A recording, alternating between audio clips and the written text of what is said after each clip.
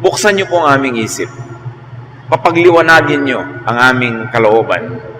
At nang makita namin ang gusto niyong pagpapakilala sa inyong sarili sa pamamagitan ng inyong creation o nilikha. Give us enlightenment. Give us wisdom. Fill us with your glory and light. In the name of Jesus, we pray. Natural law was and is ordained by the Creator God. Ang lahat ng batas ng kalikasan ay walang ibang may gawa kundi ang Diyos na lumikha ng kalikasan. Genesis 1:1, in the beginning, God created the heavens and the earth. Job 38:33, do you know the laws that govern the heavens? So sa paglikha ay may kasama, may kakambal na mga batas na umiiral, nagpapairal sa sangnilikha. Natural law is established by the Creator God, so it is the first, the highest, and the purest of all laws. Ano ba yung law na no parking, nilikha lang natin yan nung sumisikip na ang mga kalsada at wala nang madaanan yung iba, kaya no parking here. Yung mga batas na huwag kang magnanakaw, nilikha lang yon nung nauso na ang pagnanakaw.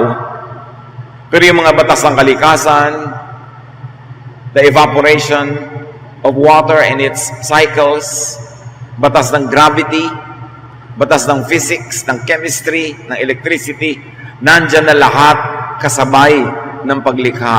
Nauna pa sa tao na gumawa ng sari-saring batas nung lumaon para lang ayusin ang kanyang gumugulong buhay.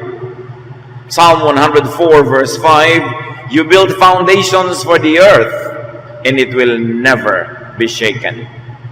Hindi maiiba ng pananaw ng tao, ng batas na likha ng tao, ang natural law. Natural law is a supreme window to the mind of the Creator, Sustainer God. Tama nga naman, hindi mo nakikita ang lumikha, pero nakikita mo ang nilikha niya. At sa pamamagitan ng nakikita sa nilikha, ay nababanaag, nasisilip mo yung katauhan ng lumikha. Kaya ulitin natin ang Romans 1:20, God's eternal power and character cannot be seen. But from the beginning of creation, God has shown what these are like by all He has made. Hindi mo nakikita ang mukha ng Diyos, pero pag tumitingin ka sa bulaklak na bumubuka, ay para mong nakikita ang isang bahagi ng kanyang mukha. Hindi mo nadidinig ang tinig ng Diyos, pero pag nadidinig mo ang patak ng ulan, ang kulog, ang pagtunog ng alon o ng hangin, ay para bang nababanaag mo rin ang kanyang anas, ang kanyang bulong, ang kanyang tinig. Hindi mo nararamdaman ang yakap ng Diyos, pero kung ikaw ay niyayakap ng malamig na hangin, ay nararamdaman mo ang isang bagay na pagpapahiwatig ng Diyos. Ang Diyos ay nababanaag, nadidinig, nararamdaman, nababakas sa lahat ng kanyang nilikha, lalong-lalo sa mga tao na kanyang nilikha. Bago pa man nasulat ang mga kasulatan na relihiyoso, religious texts, bago pa man umimbento ang mga relihiyon, ang mga batas, ay nando na ang batas ng kalikasan, kaya ito ang pinakadalisay, pinakapurong batas ng Diyos. Natural law is a supreme image of God.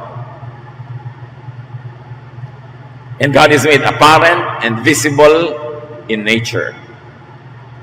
Natural law is above and beyond man-perceived and man-made religious, moral, or even legal law.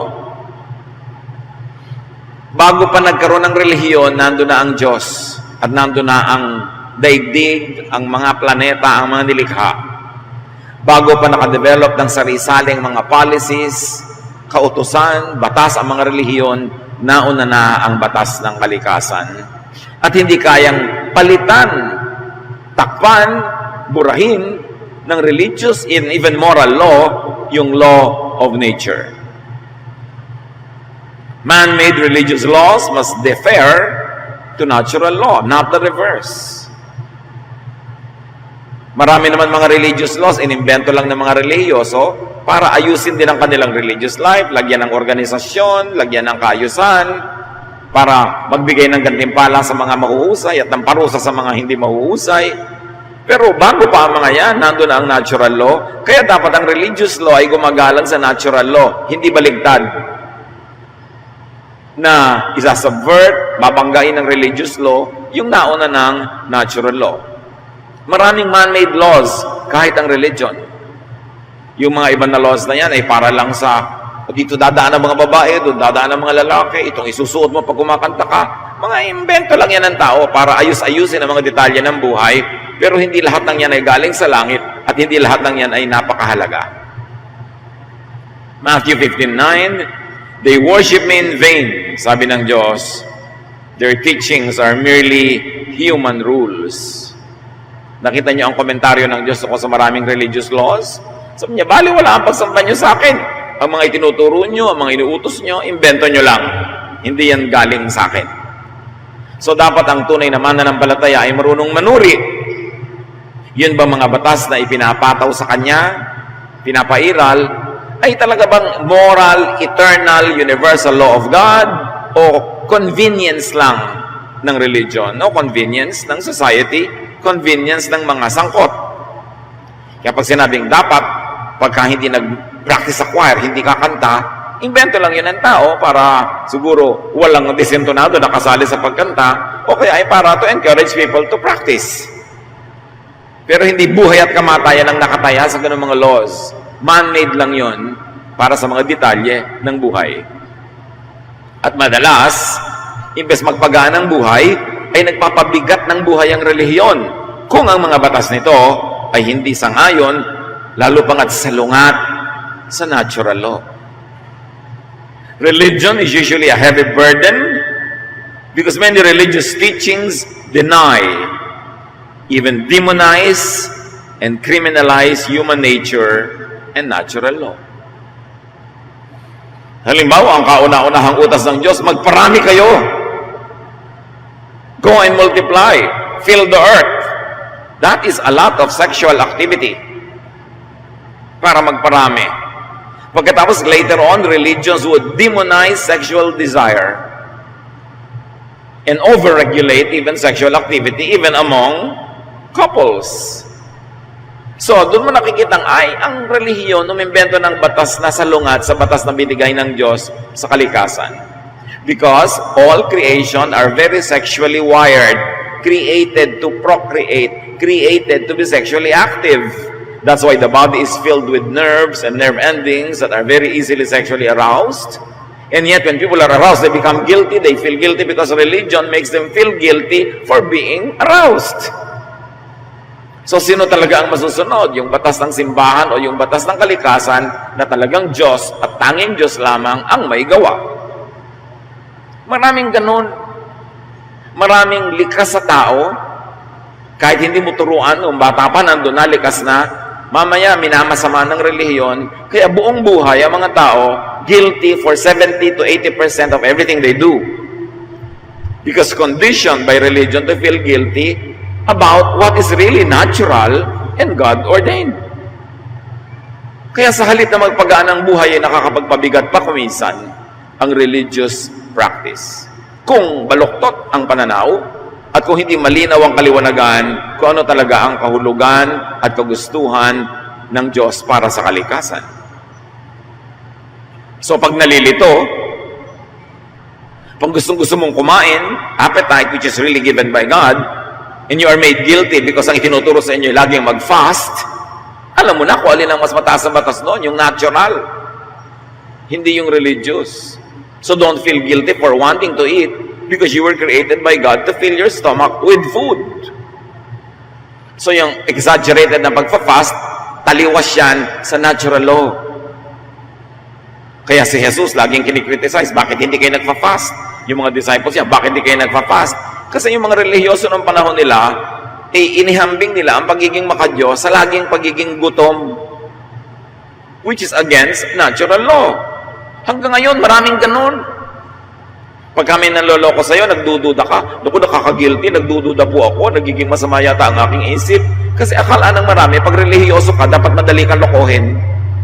Sobra ka mapagtiwala. At nagigilty ka na pag nagdududa ka. Samantalang binigyan ka ng Diyos ng protective mechanisms in your brain to protect your life and to protect yourself. Yan ang maraming pagtatalo ng religious law at ng natural law. At pag hindi mo yan isinuri na mabuti, mabubuhay ka full of guilt all the time instead of free from guilt, which is what Jesus accomplished for us. When religious duplicity, when religious confusion on human nature and behavior and norm arises because of the teachings of various religious personages in or out of scriptures, Jesus, the teachings and examples of Jesus must be the standard. Kapag nakakapagdalawang loob ang nadidinig mong katuruan at naglalaban ng likas sa iyo at likas at tinuturo ng relihiyon o ng religious person, sino man sila, ang dapat mong sulingan, pagbatayan, tingnan, pagtuunan ng pansin ay si Jesus. Si Jesus ang tagapagligtas, siya ang anak ng Diyos, at sa dinami-rami ng mga boses sa Biblia at sa iba pa mga religious scriptures, boses ni Jesus ang dapat manaig. Sa dinami-rami ng nagturo sa kasaysayan, ang turo ni Jesus ang dapat manaig. Because aside from nature, Jesus is the image of the invisible God. Dalawa lang ang images ng Diyos na ibinigay sa Bible. Nature, natural law, that which is God has created, and Jesus. Yung iba, puro false images na. Kaya bawal ang idolatry. Colossians 1:15, the Son is the image of the invisible God, the firstborn over all creation. Mas nilinaw ng contemporary English version, Christ is exactly like God, who cannot be seen. He is the firstborn Son, superior to all creation. Therefore, ipinakilala ang Diyos ng kalikasan at ipinakilala din ni Jesus na wangis ng Diyos ang Diyos. Pero si Jesus ang pinakamataas sa lahat, kaya mas mataas pa rin siya kahit sa kalikasan. So kung nalilito ka, aling batas ang paiiralin ko sa aking buhay? Ang batas ng simbahan o ang batas ng nature? Alam mo na nature dapat ang mas malinaw. At alin ang paiiralin ko sa aking buhay? Batas ng simbahan, batas ng nature, batas ng mga propeta, batas ng kung sino-sino, o batas ni Jesus? Alam mo na batas ni Jesus ang dapat mangibabaw because Jesus is the image of the invisible God. He is exactly like God, who cannot be seen, but thanks to God, He allowed us to see Him through Jesus, who could be seen, who could be heard, who could be touched, who could be understood. In other words, the teachings of Jesus supersede, pinangingibabawan, supplant, pinapalitan, replace, revise, inaayos, all teachings of all other teachers. Ang teachings ni Abraham, teachings ni Moses, ni David, ni Solomon, ni Paul, ni Peter, ni James, lahat ng yan ipapasailalim sa teachings ni Jesus. At anumang teaching nila ang sang-ayon sa teaching ni Jesus, tuloy. At kung may teaching man sila na hindi sang-ayon sa teaching ni Jesus, dahil sila naman, bagamat inspired, ay hindi naman sila perfect at hindi sila anak ng Diyos, therefore, dapat ipasailalim sa teaching ni Jesus ang anumang teaching ng ibang religious leaders na hindi sang-ayon sa teaching ni Jesus at sa teaching ng nature. Diyan, hindi nalilinawan ng maraming tao ang pagpapahalaga. Jesus, nature, and then man-made law, let it be, and even religious law. Philippians 2:10, so, at the name of Jesus, everyone will bow down, those in heaven, on earth, and under the earth. Wala nang lilinaw pa kaysa dyan. Sino mang nasa langit, nasa lupa, at nasa ilalim ng lupa, lahat ng kanilang sinasabi, pinaniniwalaan, itinuturo, ay ipapasailalim kay Jesus. Kaya ang dapat minamaster talaga, teachings ni Jesus. At dapat malaman mong ihambing ang teachings niya sa teachings ng iba kasi hindi laging pareho. At sa teachings ni Jesus, hindi ka maaapi, hindi ka makakawawa, hindi ka ma-oppress. Because Jesus came to set people free. Precisely from the oppression of needless, man-made, invented religious law. And sometimes those needless, man-made, invented religious laws even go against natural law. So para sinasabi sa iyo, tao ka, huwag ka maging tao. Dapat anghel ka. Ganito ang nadarama ng tao, dapat hindi mo nadarama yan. So puro ka guilt. Kaya maraming religious people nagiging pasyente ng psychiatrists. At maraming religious leaders actually see psychiatrists. Kasi nahahati ang loob dun sa totoo, sa likas, o dun sa ina-expect ng religion. Kaya marami sa religion, hypocrites. Hindi totoo. Pakitang tao dahil yun ang inaasahan ng relihiyon. At pag naging totoo sila, sila'y paparusahan. At pag nagpanggap sila, sila'y gantimpalaan. Pero sa loob, hati. At oras na hati ang loob mo at patuloy yun at nagpatuloy ng nagpatuloy, you will need a psychiatrist. Let the kindness of God through Jesus cancel unkind and cruel teachings of other preachers. Teachings that reject, demonize, criminalize God-given, God-created, personal, human nature. Ang buong kabutihan ng Diyos ay ipinahayag niya sa pamamagitan ni Jesus. Sabi sa John chapter 1, all the things that could be known about God and all His kindness were all revealed through His Son, Jesus. So dapat ang kabutihan ng Diyos pang-cancel sa mga hindi kabutihan at hindi makagandahan at hindi kaluwagan na turo ng iba mang mga religious leaders na sumasalungat sa totoo, sa likas, sa personal na pagkatao ng bawat nilalang. Because such teachings only make people reject others and hate their own selves. Oras na nang re-reject ka ng iba at namumuhi ka sa iyong sarili, ibig sabihin pinaghaharian ka ng religious law that goes against what is natural in others and what is natural in you. Therefore, the result is judgmentalism, hypocrisy, judgment of self and of others. Na laban si Jesus sa ganyang mga asal. Kaya ang sabi niya sa mga religious leaders, naturo-turo ng bawal na actually sa pagbabawal nila ay para na rin ang pinagbawalan ng taong mabuhay, maging totoo at maging natural. Sabi ni Jesus, Matthew 23:4, they pile heavy burdens. And those are religious burdens. They pile heavy burdens on people's shoulders and won't lift a finger to help. Oras na naturuan ka ng ganitong mga Pariseo, pabibigatin niya ang iyong pasan-pasan, pasisikipin ang iyong dibdib, pahihirapan ang iyong loob, buti pa hindi mo na lang sila nadinig. Natural law always prevails. Kaya yung mga iba, ang tagal-tagal ko na po nagba-Bible study, ang tagal-tagal ko na po nagsisimba, ang tagal-tagal ko na po nag-church, bakit po kaya garin pa rin ako? Baka yan ang natural mo Lagi yung magwawagi. Mabuti pa, matuto kang mabuhay to live at peace with yourself.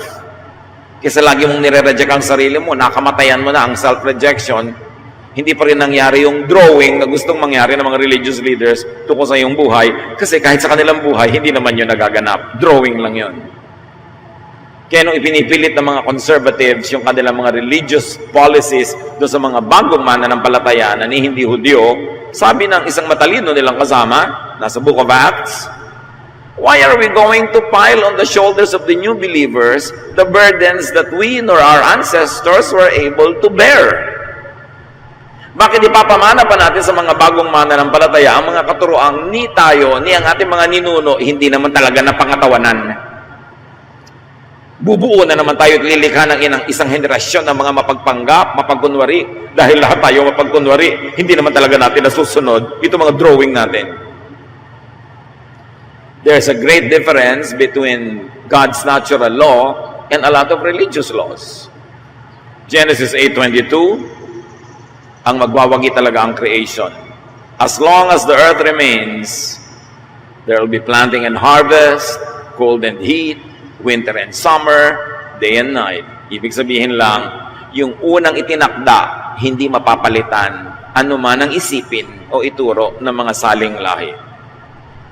And except in what believers call miracles, and miracle is the bypassing and alteration and reversal of natural law, except in those cases, natural law will always prevail.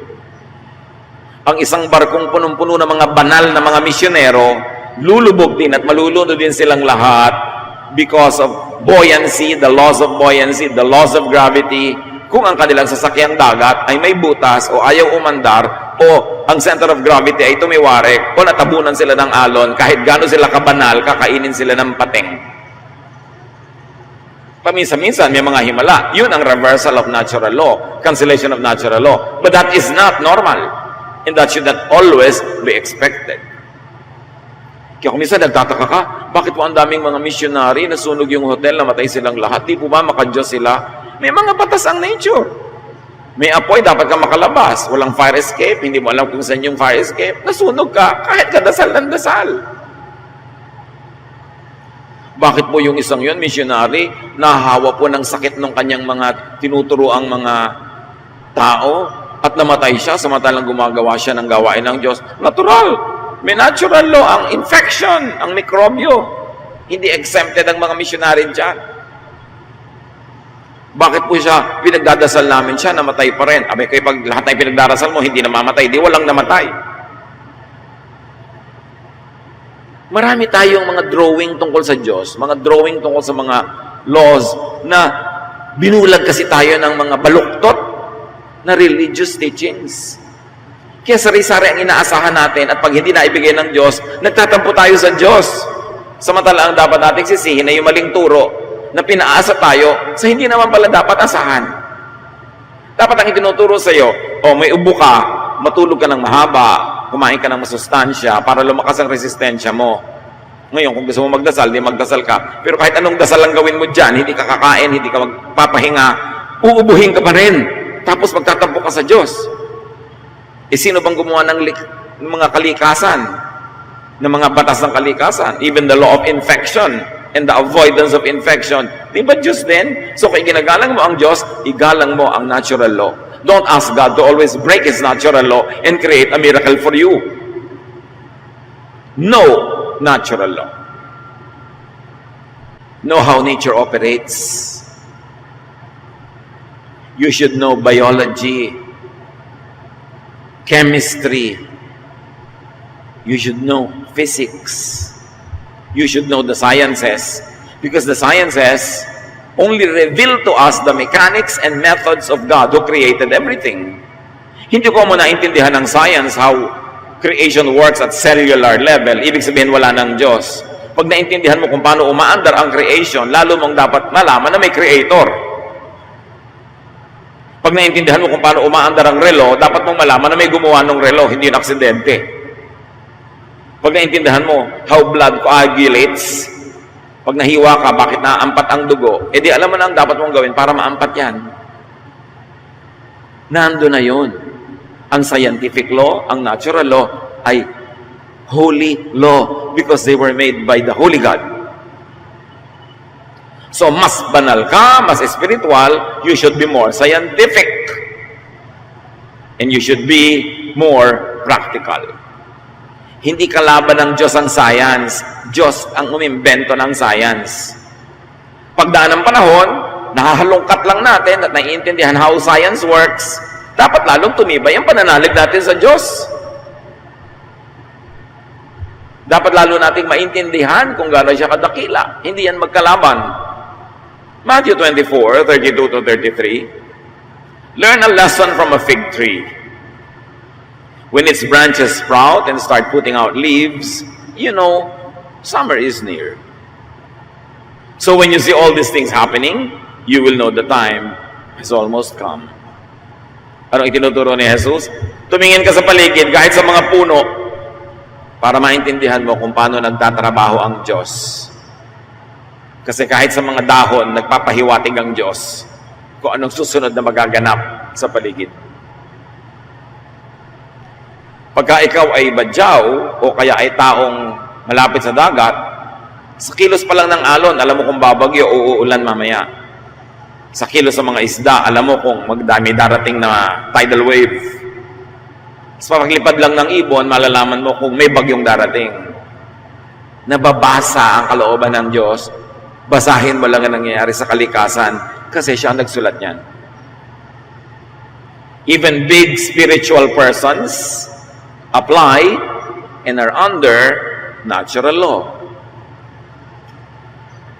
Si Isaiah, sa 38:21, I had told King Hezekiah's servants to put some mashed figs on the king's open sore and he would get well.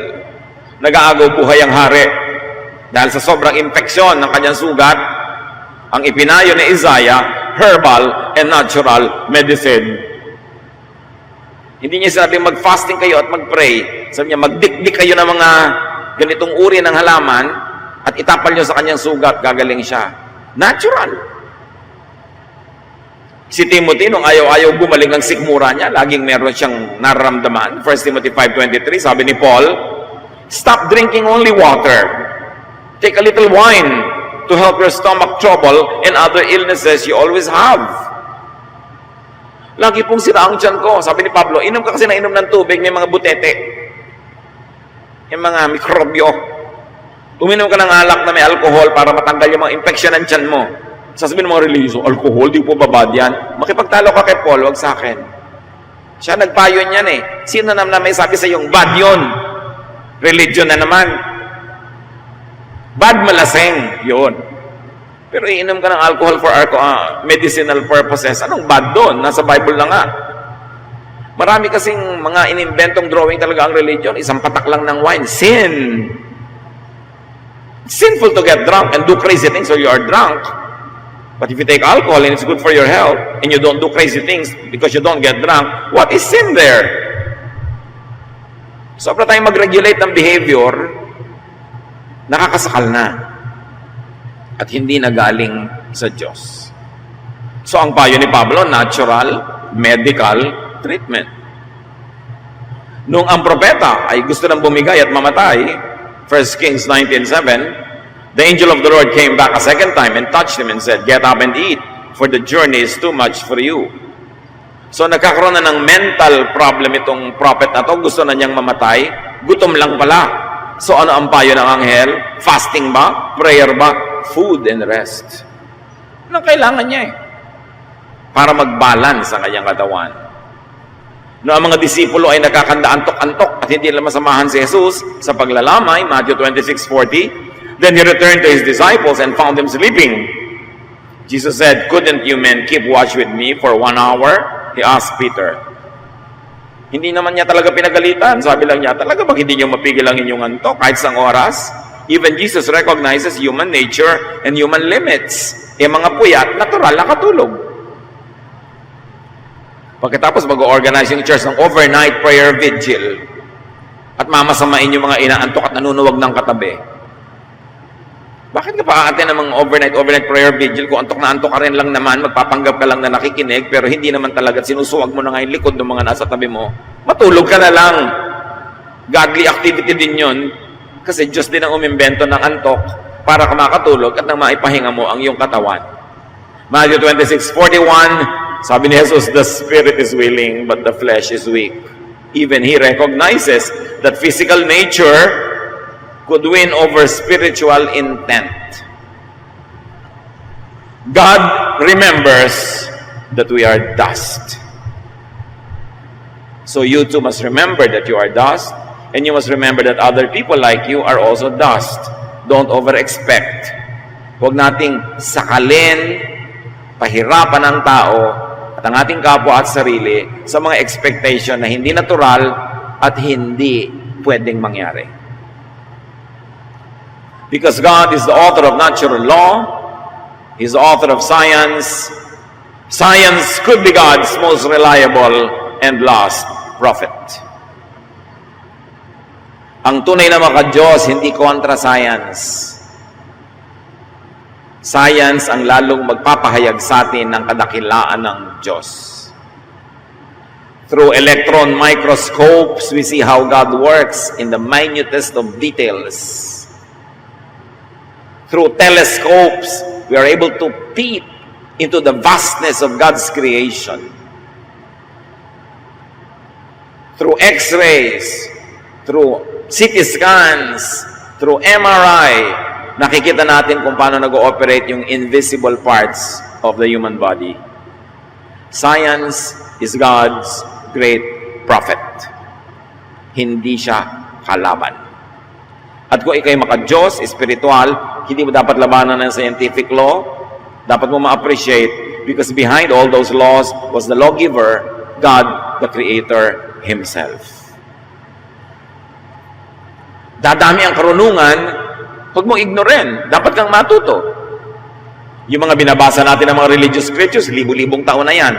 Ang dami nang nangyari between then and now. Wala nga namang ignoren mo lahat ng nangyari. Itapon mo sa basurahan lahat ng nalaman ng tao. At ipipilit mo yung old-fashioned interpretation, samantalang ang dami-dami mo nang nadagdag na kaalaman. Daniel 12:4, isang propesiya pagdating ng panahon, but you, Daniel, roll up and seal the words of the scroll until the time of the end.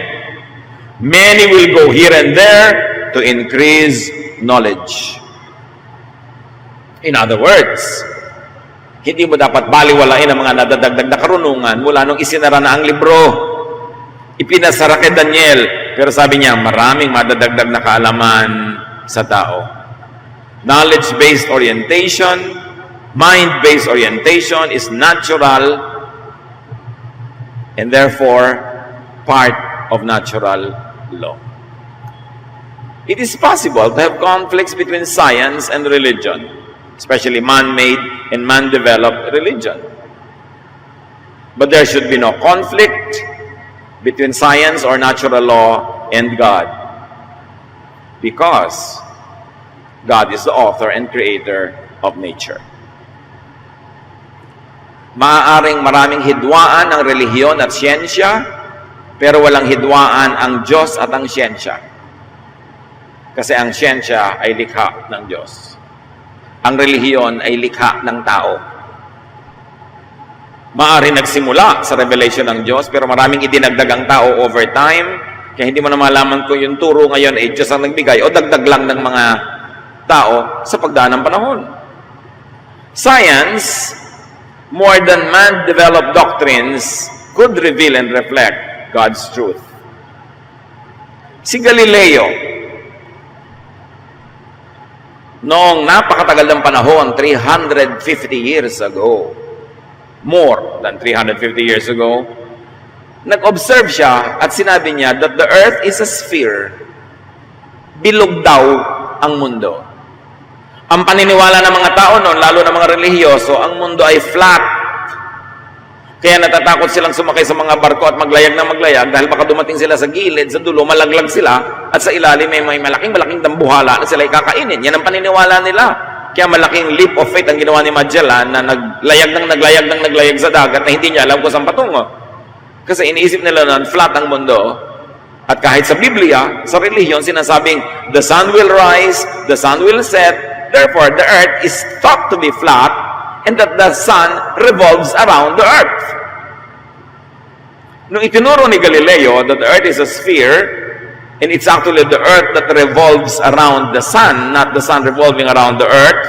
Therefore, the sun does not rise or does not set, which is not equal to what the Bible verses say, sunrise, sunset. Tinawag ang kanyang katuruan na heresy. Kalapastanganan sa Diyos. We should note, brothers and sisters, that while we appreciate the general message of Scripture, Bible writers wrote from their perspective, from their context. Bible writers wrote from the knowledge available to them in their time. Kaya sa kanila, sunrise, sunset. Interpretation nila yon ang nakikita nila. The church taught literal reading and literal infallibility of the scriptures. Yan ang pananaw at paninindigan ng simbahan, that there should be literary infallibility of the scriptures. At ang pagbasa, lahat literal. And the church punished people who believed otherwise. So in 1633, the church investigated, tried, and found Galileo vehemently suspect of heresy. They forced him to recant. Ipinabawi ang kanyang katuruan at siya inaresto, and he lived under house arrest until he died a lonely death. Meanwhile, 350 years later, enlightened by science, in 1992, the Roman Catholic Church apologized for its verdict against Galileo and apologized more than 350 years later. Sabi ng simbahan, ay, tama si Galileo, bilog ang earth, hindi flat, the sun does not rise or does not set, so sorry na lang. Pero kulang na lang, pinatay nila yung tao nung araw sa pag-iisip. Kahit ngayon, mag-isip ka ng medyo lihis sa official religious stand ng marami, evil ka, heretic ka. But science is God's handmaiden, not an enemy. So respect, submit to natural law. Do what is natural and practical. Because the author of natural law cannot be the same author of religious law that goes against natural law. Pag may dalawang magkabaligtad, natural law, religious law, alam naman parehong Diyos ang may gawa nun, kontrahin niya sarili niya. At alam natin na Diyos, walang duda, ang author ng natural law. So ang pagduduhan mo, yung gumagawa ng mga religious law. Kasi yun ang dagdag at imbento ng tao. Do not oppress people with moral or religious laws that oppose natural law. That would be most unnatural, impossible, and oppressive. Pag sobrang relihiyoso, kahit nga mag-asawa, naku, ayaw pa maging liberal sa kanilang romantic life, sa kanilang intimate life. Kasi sabi na, di po ba, bawal yun, masama yun. Dapat ang lahat ng mga pita ng laman. Sister naman, nag-asawa na nga kayo, papita-pita ka pa dyan. Ano gusto mo? Magtimpi ka ng magtimpi hanggang sumakit ang ulo mo. Sumakit ang puson mo. Pagkatapos, mamatay ka na sa katandaan, nagsisisi ka, hindi mo nagawa ang gusto mong gawin. Kasi timpi ka ng timpi. Turo kasi ng religious leaders. You should review, redefine, and refine religious law by and with science, with knowledge. 1 Corinthians 13, 9-10, si Pablo na ang may sabi, we don't know everything, and our prophecies are not complete, meaning not perfect. But what is perfect will someday appear. Sabi niya, mga propeta kami, mga disipulo kami, pero hindi namin alam lahat. Ang aming mga sinasabi, ang aming mga katuruan, incomplete, imperfect. Pero balang araw, dadami ang karunungan, magkakaroon ng kaliwanagan, and perfection will appear. Pero sa panahon namin na ngayon, na nagsusulat, nagtuturo, hindi kami perfect. Ang turo namin hindi perfect. Siya na mismo may sabi. And what is perfect, imperfect, sabi ni Paul, will then disappear. So the imperfect will disappear when the perfect comes. Ignorance should disappear when the light comes. Mistake should come when correctness comes. Habakkuk 2:14. For the earth will be filled with the knowledge of the glory of the Lord as the waters cover the sea. Naka-future tense nung sinulat. Kinikilala nila na sa panahon nila, marami pa silang hindi alam. Sabi nila, mapupuno ang mundo ever increasingly with the knowledge of the glory of the Lord. We cannot ignore the growth of knowledge since those ancient times up to now. We should not pretend na walang nadagdag sa kaalaman ng sangkatauhan mula noon hanggang ngayon. At dapat nating kilalanin, pakinabangan, ang mga karunungang nadadagdag sa karanasan ng sangkatauhan. Knowledge and understanding grows and must be considered and used in understanding God, the perfect one, and in understanding natural law. And because nature was made by God, and natural law was created by God, believers should preserve, protect, nourish, and develop nature. Napaka-importante. Ang mga tunay na mananampalataya must preserve, protect, nourish, and develop nature. Part dapat ng activities sa mga tunay na mananampalataya, nag-iingat ng kalikasan, naglilinis sa mga ilog, nagtatanim ng mga puno, nagbabawas ng pollution. Dahil lahat yan, Diyos ang may gawa, dapat nating alagaan. Do you know the first commandment? Many people don't know what the first commandment is. Akala nila, alam nila na nasa 10 commandments. No. Before the 10 commandments, before religion, before Moses, meron ang first commandment. Genesis 1:28. God gave them His blessing and said, meaning Adam and Eve, have a lot of children. That was the first commandment. Natural law. Matthew 15:9, sabi ni Jesus, nasabi ng Diyos, it is useless for you to worship me when you teach rules made up, invented by humans.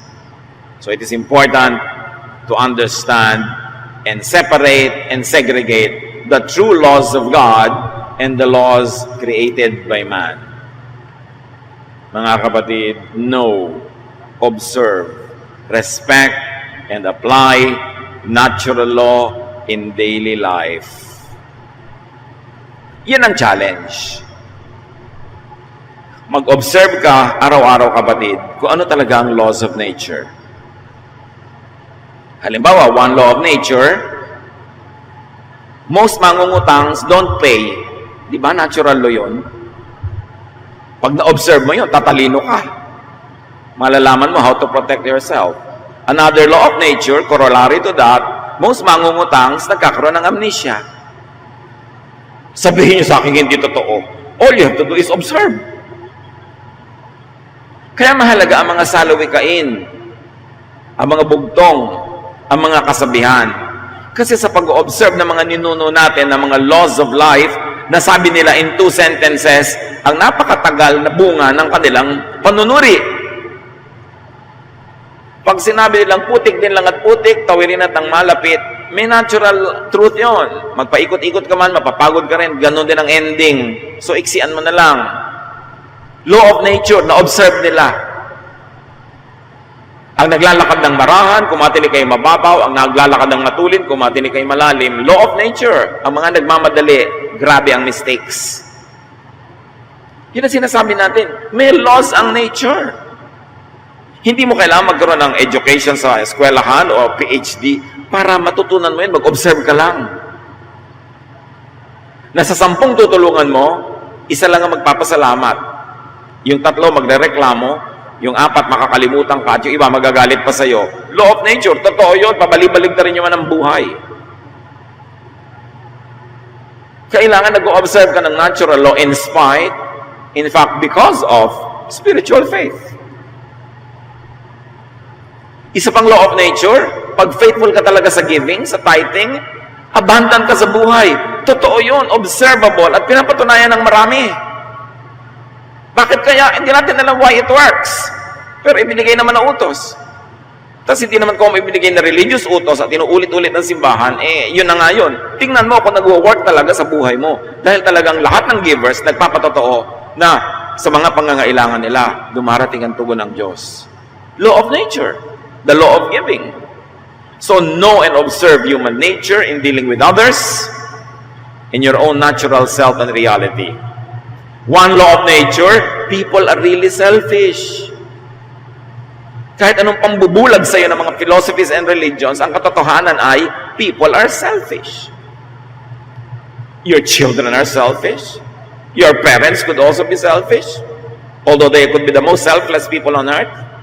Yung kapatid mo, selfish yan. Asawa mo, selfish yan. Neighbor mo, selfish. Natural yan. Para pag-expectan mo sila na hindi magiging selfish, mabibigo ka lang, mabuti pa handa ka na lang kasi yun ang law of nature. The preservation of life makes people selfish so that they are able to protect their lives. Sometimes yung iba lang lumalabis, sumasobra, but in protecting their own lives, they already snuff out the life of others. Kaya nagkakaroon ng mga batas para yung mga sobra ay magkaroon ng hangganan. Kaya maraming nabibigo sa pag-ibig. Ano ang law of nature? Huwag kang maniwala na magiging isa ka lang sa buhay niya. Lahat ng naniwala dyan, 90% nabigo. Kasi all you have to do is observe. Sabi mo, ikaw lang ang isa sa buhay ko. Today. Kasi pag hinanda mo yung sarili mo, darating ang panahon, titingin to sa iba, ma-attract din to sa iba, magkakamali rin to, tapos babalik din sa akin. Pag naintindihan mo yon, mababawasan yung pain ng life. Kesa umaasa-asa ka, di ba? Sabi ko yun noon. Because people change. That's another law of nature. Hindi ko mo minahal ka no ikinasal kayo, lagi kang mamahalin. Hindi ko mo nangako sa'yo, natutupad lagi. All you have to do is look at the law of nature. Para mabawasan ang hapdi ng mga kahibangan na drawing na nasa ating utak. Basic inborn human nature is determined, designated, and designed and created by God and must be respected as part of nature or natural law. Yung anak mo ayaw sa math, pinapantal. Pag nakakakita ng math, huwag mong pilitin. Natural law, yun ang likas. May anak ka mahilig sa arts, huwag mong pigilin. Yun ang likas. Huwag pigilin ang likas. Lalo't ko ang likas naman na hindi nakakamatay sa iba at nakakasama sa iba. Kasi sisikilin mo, kokontrolin mo, pipilitin mo siyang magpanggap to go underground o kaya lumayo at lumaya sa iyo. Ganun lang ang nangyayari dyan eh. Di ba? Ganun lang yun.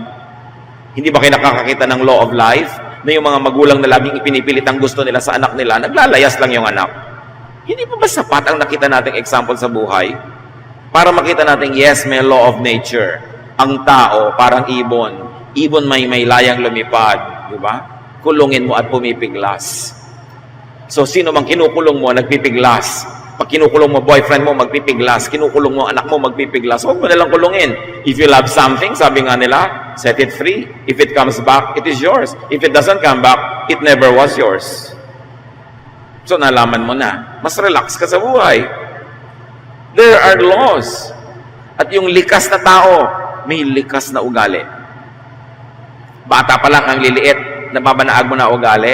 Kahit magpasirko-sirko ka, lulunin mo lahat ng alambre sa mundo, hindi mo yun mapapalitan. Pag pinilit mo siyang palitan, lalayasan ka lang niya, magkalayo lang kayo, o magpapanggap lang siya. And you will not be free. Psalm 139, 14-16, I praise you, God, because I am fearfully and wonderfully made by you. Your works are wonderful. I know that full well. My frame was not hidden from you when I was made in the secret place, when I was created, when I was conceived by my mother, when I was woven together in the depths of the earth. Your eyes saw my unformed body. All the days ordained for me were written in your book before one of them came to be. O Diyos na lumikha sa akin, alam ko, magaling ka, so magaling ang pagkakagawa mo sa akin.